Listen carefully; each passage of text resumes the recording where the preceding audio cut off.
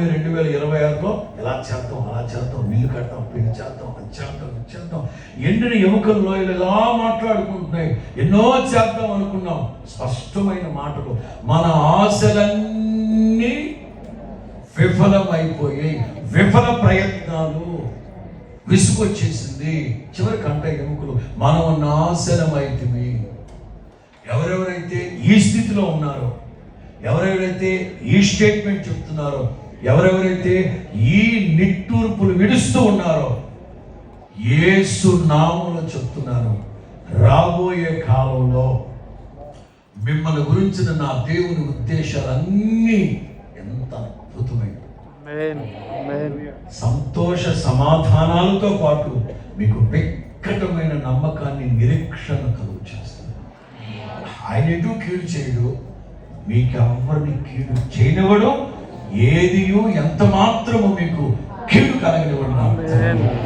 అర్ధరాత్రి హరిబరిగా వెళ్ళిపోకుండా వర్తమానం అయిన తర్వాత కనీసం ఒక 5 నిమిషాలైనా నీళ్లు కుమ్మరించినట్లుగా మీ హృదయాన్ని కుమ్మరించి వాక్యానికి కనుక మీరు విధేయత చూపగలిగితే, నిత్యమైన కృపతో నా తండ్రి మీకు వాత్సల్యాన్ని చూపి నీతి అను దక్షిణ హస్తంతో మిమ్మల్ని ఆదుకోనుగా. యోబు గ్రంథం 8:7 వాక్యం. నేను ఇంకా డీప్ వర్తమానంలో కడలేదు, ఉపోద్ఘాతంలో ఉన్నాను. యోబు గ్రంథం 8:7 వాక్యం.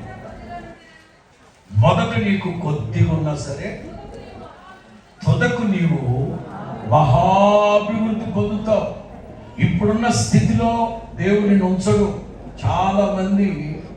చాలా మంది ఎప్పుడు ప్రతికూలమైన ఆలోచనలతో, ప్రతికూలమైన ఈ ఆలోచన అనే చట్టంలో ఇరుక్కుపోయారు.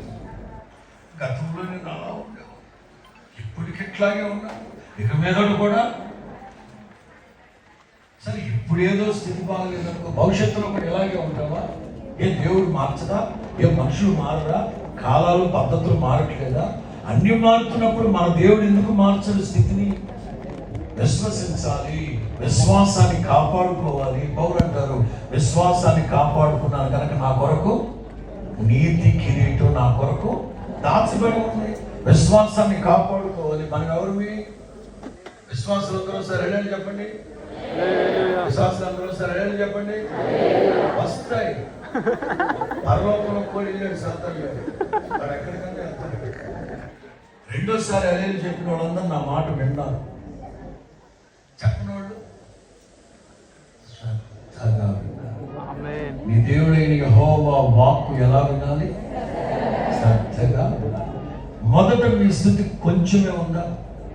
రాబోయే కాలంలో దేవుడు నిన్ను గురించి సంకల్పించిన ఉద్దేశాలు, ఈ రాత్రి వర్తమానం దైవ ఉద్దేశాలు, దైవ సంకల్పం. నిన్ను గూర్చి ఏముంది అక్కడ? నేను నిన్ను గూర్చి ఉద్దేశించిన సంగతులు, మనందరి పట్ల నా దేవుని ఉద్దేశాలు, సంగతులన్నీ ఎంతో అద్భుతమైనవి, మనోహరమైనవి. మన ఊహకు ఏమాత్రం అందరివి అర్థం కాదు. ఒక్కోసారి మన చిన్న మేధస్సుకి అర్థం కాదు. కొన్ని సందర్భాల్లో కొంతమంది సాక్ష్యం చెప్పమంటే వస్తారు.